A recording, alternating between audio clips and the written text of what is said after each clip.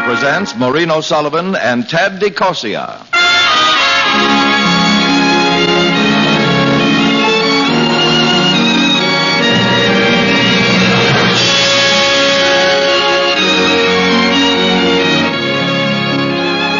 From Hollywood, the Mutual Network, in cooperation with Family Theater, presents Ted DeCorsia in The Kid from Scratch Gravel. To introduce the drama, here is your hostess, Maureen O'Sullivan.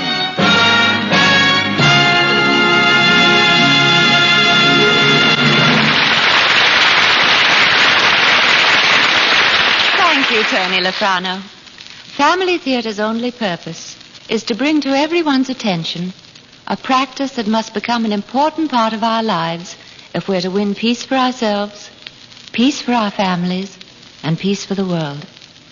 Family Theater urges you to pray. Pray together as a family.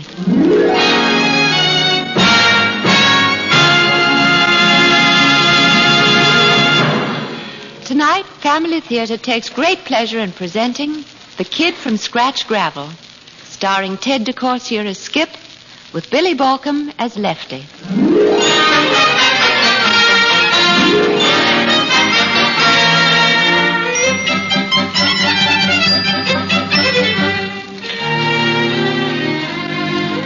My name is Commodore Dewey Donovan, but everybody calls me Skip. The Skip comes from the fact that I'm skipper or manager of a big league baseball club known as the Panthers. 2 years ago, we finished a loud 7th. And last year, well, we were in the cellar and things were really tough. Then one day, along about mid-season, I get a report on a kid pitcher that one of our scouts, Snuffy Casper, is high on. A southpaw named Lefty Partlow. His real name's Larkin Partlow, and he lives in a whistle stop down in Arkansas called Scratch Gravel. Stop kidding, Snuffy. I ain't kidding, Skip. It's Scratch Gravel. You can look it up in the dictionary. Skip it. How old is this Partlow? 19. He'll be 20 next February. Well, what's he done? What's he done? All he's done is win 17 and lose 1 so far this year playing semi-pro. And the only one he drops, he should have won. Well, that's semi-pro. What's he got? He's got a fastball with a hop on it like you ain't seen since Dizzy Dean come up to the Cards from Houston. And he's got a curve that breaks off as sharp as Tommy Bridges' ever did when Tommy was in his prime. Oh, cut it out, Snuffy. The man never lived that could fog it in like old Diz and bend it like Tommy Bridges. Yeah, but this kid can. He mixes up that number 2 with his fast stuff till they break their back swinging. Okay. I'll be a sucker. Sign him up.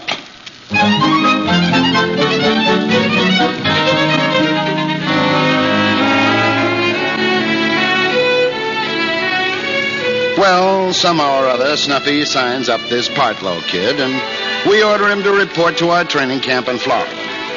When I first take a gander at him, I figure somebody's pulling a gag on me. He's got hay behind his ears and cordwood on his breath. Hank Milligan, our veteran catcher, says to me, "How's for warming up this Partlow kid, Skip, and seeing what he's got, if anything?" Okay. Lefty, toss a few to Hank here. Yes, sir. I'll go out with you, Hank. This kid's got all he's cracked up to be. He can maybe help us go places this year. Mm-hmm. I seen a lot of spring daisies bloom, and I also seen them fade. All right, now take it easy, Lefty. Don't forget it's a long time till October. Yes, sir. I won't use hardly none of my swift. Okay, just lob it in. Ow! Ooh, that crazy busher like to tore my hand off, Skip. Wait a minute. What's the matter with you, Partlow? You trying to rip your arm loose at the elbow? You don't need to fret yourself none about my arm, Mr. Donovan. I've been chunking rocks at the squirrels all winter. Chucking rocks at the squirrels. That wasn't even half of my swift, Mr. Donovan. Well, then save it later. Let's see you bend one. Yes, sir. Better watch sharp, Mr. Milligan. This jug handle of mine kind of dips real rapid. Why, less unwise guy. For 12 years now, I've been catching real pitches. Hold it, Hank. All right, Lefty, curve one. Hey, that almost got away from you, didn't it, Hank? So help me, Skip, I never seen a hook break so sharp. Yeah, it looked real good. You got anything else, Lefty? A slider or a knuckler? I've been practicing on a screwball, Mr. Donovan, but I ain't got it down so expert yet. Well, let's look it over anyway. Yes, sir. All right, come on, let's have it, kid.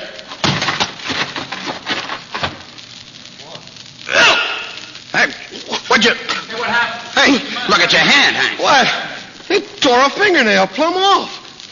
I never even seen it break, Skip. I never seen it break.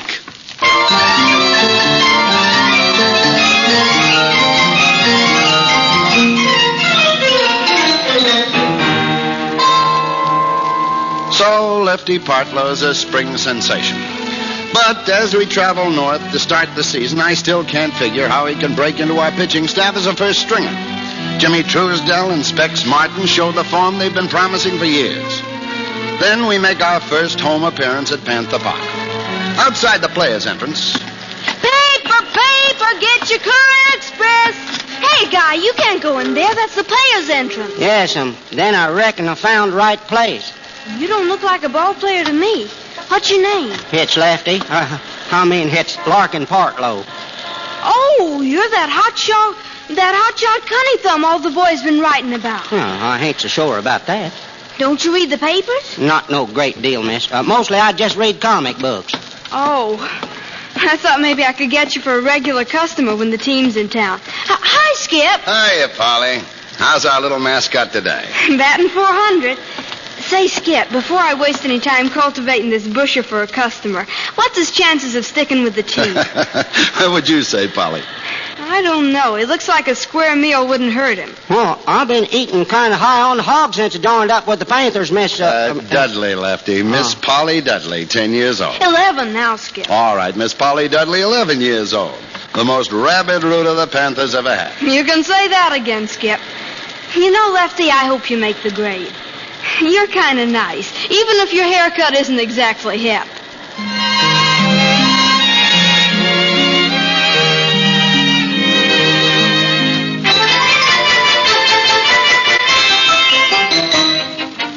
Well, the first 2 weeks of the season, Lefty spends his time tearing splinters off the bench with the seat of his pants or loosening his arm out in the bullpen.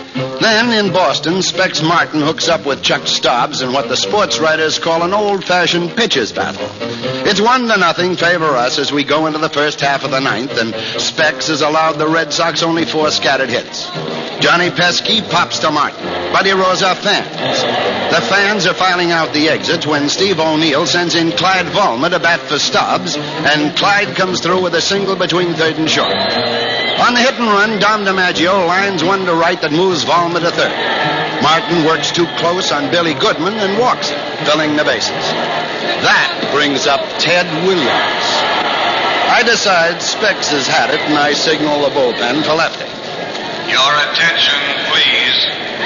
Partlow, number 37, now pitching for Martin.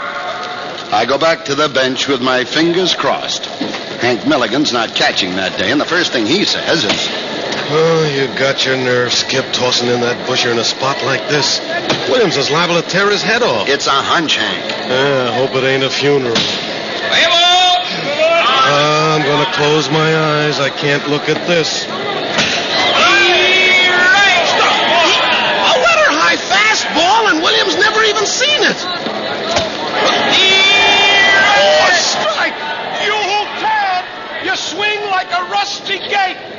What are you doing, Theodore? Killing snakes? He crossed him, Skip. Williams was waiting for a hook, and the kid crossed him with another fast one. He's out! He crossed him again, Skip. Ted was figuring he'd waste one, and Lefty poured it right down the middle of Main Street.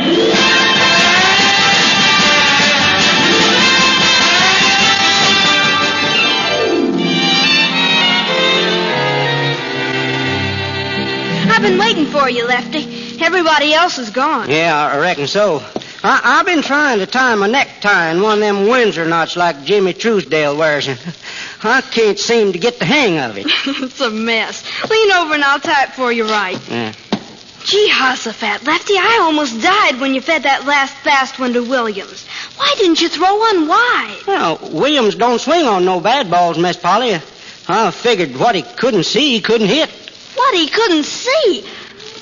Brother, you sure hate yourself, don't you? The guy you fanned is only the best hitter in the whole league. It ain't that, Miss Polly. It's his eyes again my arm, and I just figure my arm's faster than his eyes. You know, Lefty, if anybody else said that, I'd give him the well-known bird. But with you, it's different. There's your tie. Oh, thank you, ma'am. Next time, though, mix up your stuff with Williams. He'll be waiting for some smoke, and he'll pickle it.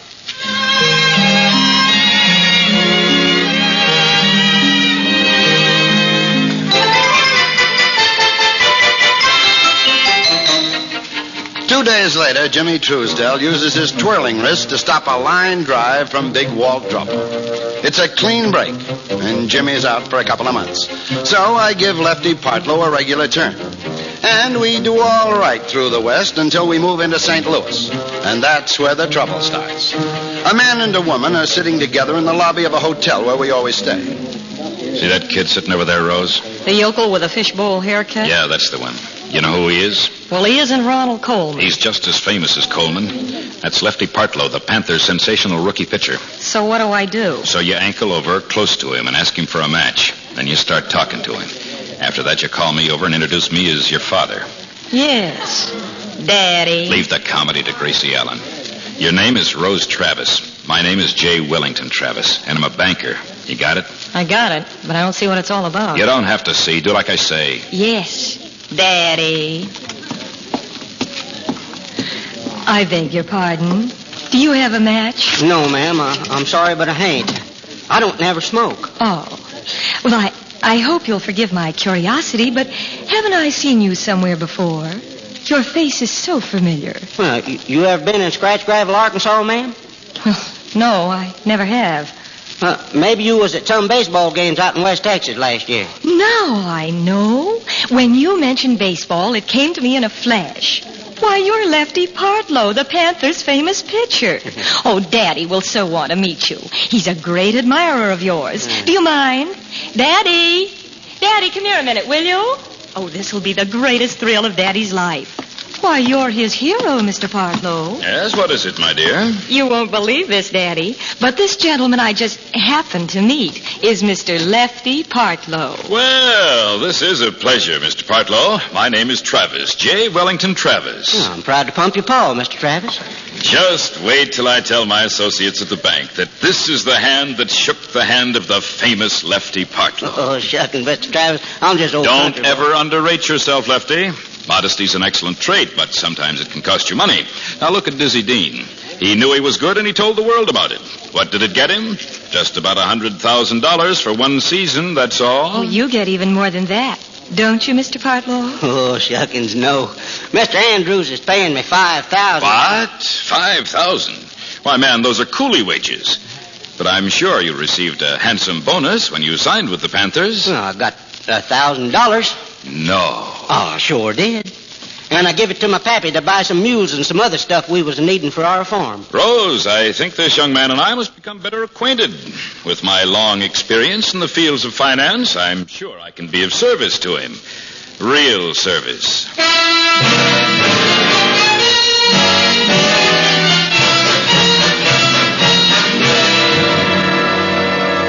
What gives with this rabbit twister, Joe? I just wired Benny Albert to fly out. I'm going to work the old lost wallet gimmick on the kid. What's that?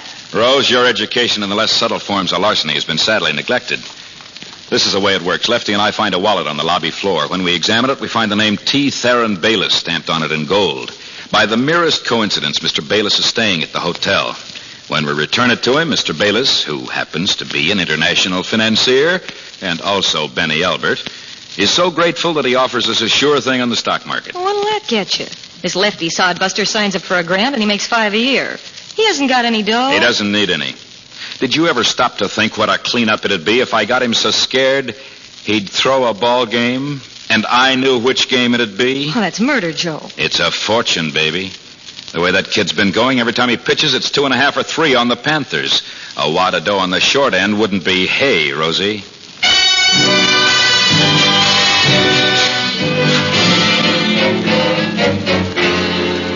Gentlemen, I must offer you a reward for your honesty. While my wallet contained almost no currency, not over $600 at the most, the papers, well, frankly, they were irreplaceable. Would you say $200? Oh, we don't want any reward, Mr. Bayless. It's been a privilege to be of such slight service to a man in your position. Well, spoken like a gentleman, Mr. Travis. However, yes, I see no reason why I shouldn't let you in on the killing. Mr. Travis and Mr. Partlow, my associates and I are cornering Transatlantic Copper. A slight investment today? Well, I could almost guarantee it would be tripled by the time the market closes. Well, I'll go for 1,000, Mr. Bayless. How about you, Lefty? Shuckins, Mr. Travis, I don't hold no such amount of cash as that. Well, then go for, say, 50. Oh, yeah, I got 50, all right. Well, let me have it, boy. I'll triple it in 3 hours, or my name's not T. Theron Bayless.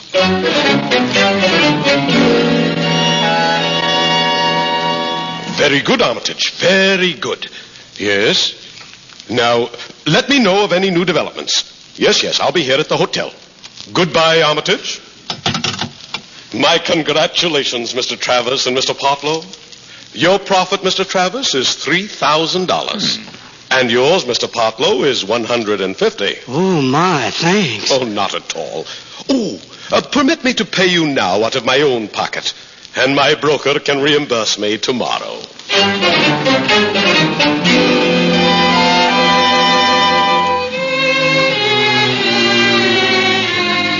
Yes, the crooks played Lefty like a fisherman plays a rainbow trout. The kid keeps buying stocks, or thinks he does, and of course he makes a profit on every deal. Out on the pitching rubber, he's pure poison. When we hit Boston in August, he's won 18 and dropped only 5. Mr. Travis has been following the team from city to city, and he checks in at our hotel.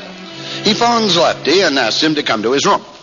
Lefty, how'd you like to make a real cleanup? Well, how much would the real cleanup be, Mr. Travis? What would you say to $20,000? $20,000? Yeah. Glory be. I could send it to Pappy, and he could buy himself a ranch down in Texas, just like he's been wanting to since always. I just got a phone call from Mr. Bayless. There's a certain stock, I can't tell you what it is, of course, that he and his associates have rigged. I want you to buy $5,000 worth. Oh, but, Mr. Travis, I ain't got no $5,000. I'll fix that. I've always been your friend. A good friend, haven't I, son? I ain't never had none that was no better. Thank you, Lefty. Now, what are friends for if they can't help each other? So here's what I'm going to do. I'll put up the $5,000 for you, and all you have to do is give me a note for it. After you collect your profits, you can pay me back, and I'll tear up the note. I ain't so sure, Mr. Travis. Nonsense, my boy. I've got it all made out. Now, you sign right here, and I'll take care of everything. I'm afraid I have bad news for you, Lefty. You mean that stock didn't go up like you said it would? No, we've dropped every penny we invested. But, Mr. Travis, $5,000... Now, don't worry, son. I'll hold your note, and you can pay me whenever you're able.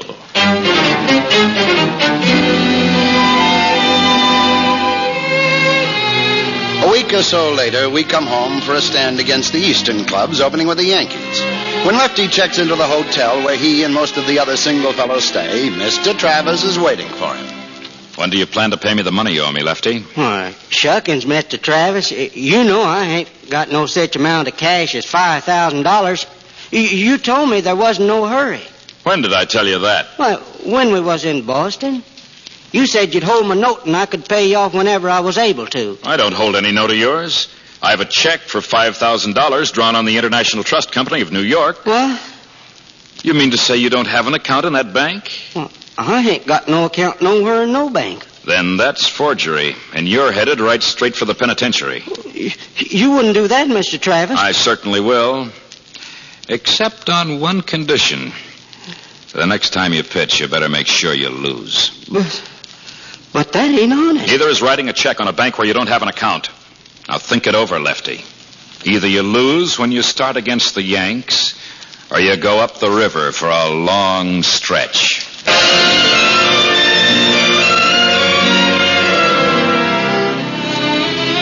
What a day that next day was. First, Lefty tells me he's sick and he can't pitch even though it's his turn. Then Hank Milligan comes to me and says... Skip! Huh? Oh, Skip. I saw something last night that don't look so good. Oh, what's that, Hank? Well, when we checked in the hotel, there was a guy waiting to see Lefty. He called the guy Mr. Travis. But he was Little Joe Turk. That tin horn gambler. Mm-hmm. And it sure looked like Little Joe was laying down the law to Lefty. If Little Joe Turk was to somehow have the axe on Lefty... He couldn't do it. Lefty'd get thrown out of baseball. Yeah, but the kid don't know that. After all, Skip, he's just a hay shaker that's never been around here before. I'll talk to him. No. Oh, Skip. I got some more bad news. Little Polly, you know, the kid that sells papers, she got took with polio while we was away. Oh, no. Mm-hmm. She's out at St. Francis Hospital. They got her in an iron lung. Joe Bearden told me. Well, has she got everything she needs? Has she got the best doctors? The ball club... Take it easy, Skip. Joe says they couldn't treat her better if she was a queen.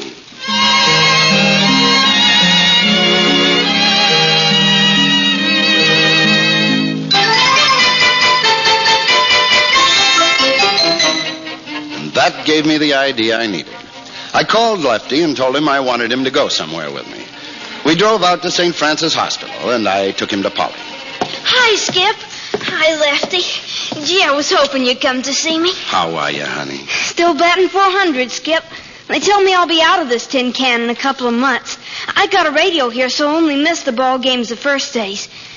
Gee, how's the fat, Lefty? I almost rolled over when you went 4 for 4 against Mel Parnell in Boston. Yeah, somebody told Mel I couldn't hit a high hard, and so he kept fogging them in across the letters.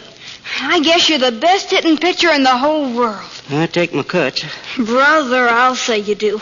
And I'll bet you pinned those Yankees' ears back this afternoon. Maybe I ain't going again, the Yankees. It's your turn, isn't it? Of course, Lefty's going today. I thought you were just kidding. How's the old flipper feel, Lefty? It's all right, I guess. Watch that Gil McDougal. He's hot. And Yogi Berra. Well, look, honey, we've got to shove off. If there's anything we can do for you... Not a thing, Skip. Except to tear those Yanks to pieces. And, Lefty, if you toss a no-hitter, will you bring me the last ball? If I do. Bye, Polly. Maybe I'll be seeing you later today. Bye, Lefty. Bye, Skip. Thanks for coming to see me. Goodbye, honey. Don't worry about a thing. If Lefty doesn't beat those Yanks this afternoon, I'll send him so deep in the minors he'll never get back.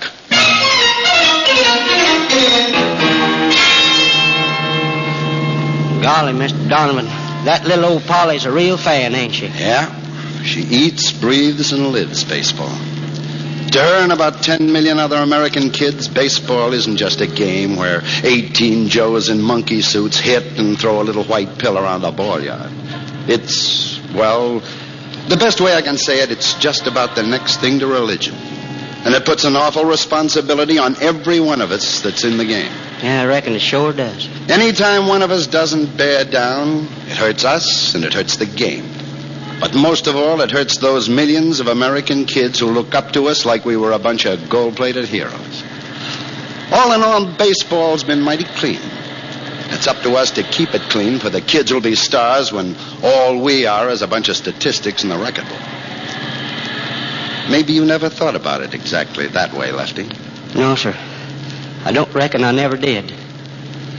Mr. Donovan, I got something I just got to tell you. I don't want to hear it now. Save it till after we pour it on the Yankees.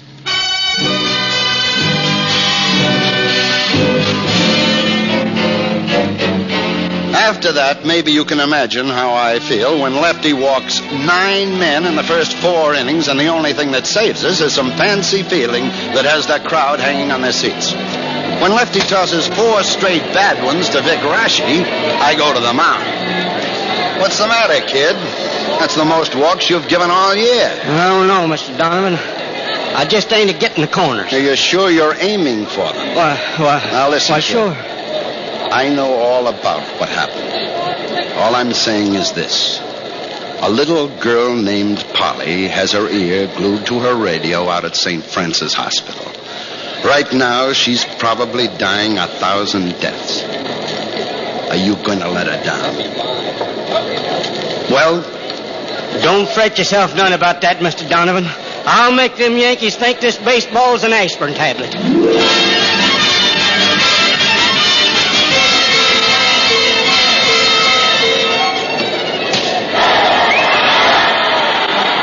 What's the score? Daddy. What's the score, she asks me. I got every dime I own riding on the Yankees. And the Panthers are ahead 1-0, and it's the first of the ninth with 2 out. You're as bad as that double-crossing lefty Partlow. A no-hitter he's pitching. Mize now batting for College. Johnny Mize. Maybe he can park one. Is this Mize a good Oh, bat? shut up and watch. Hey, that's 11 strikeouts for Lefty. One more pitch and he'll have Shut it. up. What are you trying to do? Put a hex on the kid?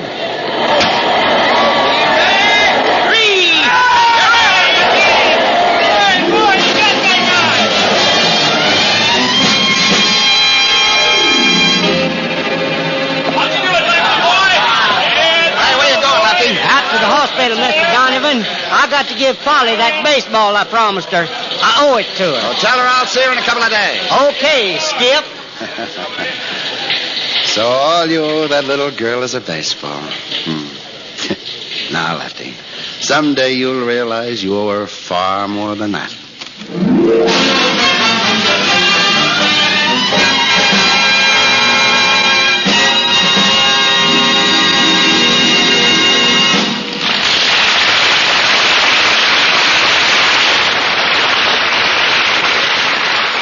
Agree that in this wholesome story we've just heard, Lefty owes Polly ever so much more than just a baseball.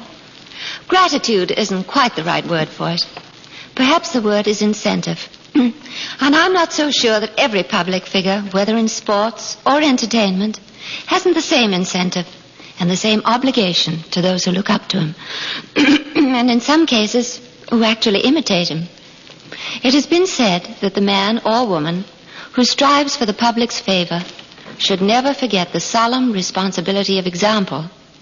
Yet, public people are only human after all, with the same tendency to frailty and to folly as anyone else. Where, then, can they get the inner strength that they, or that any one of us must have, to bolster our poor human weakness? Well, the answer is prayer. Simply that.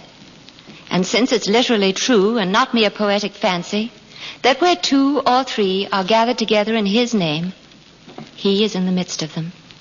How much more powerful than the prayer of one individual is that of the whole family, drawing on that strength and strengthening each other. Surely such a family and each member of it will inevitably reap the benefit of loving, united prayer, rising like the incense of evening sacrifice, united to our Heavenly Father and united always to each other. For the family that prays together stays together. More things are wrought by prayer than this world dreams of.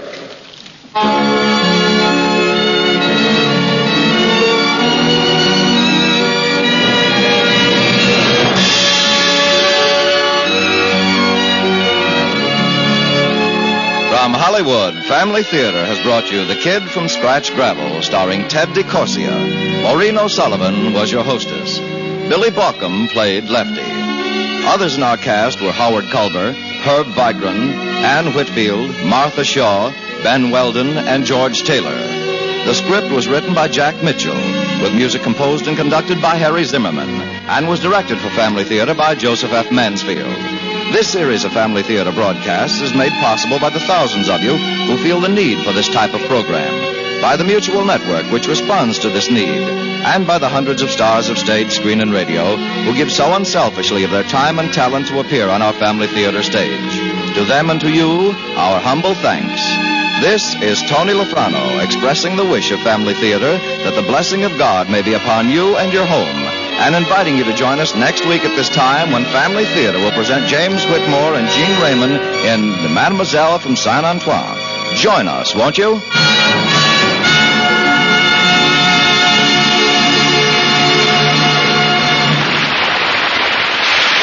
Family Theater is broadcast throughout the world and originates in the Hollywood studios of the world's largest network. This is the Mutual Broadcasting System.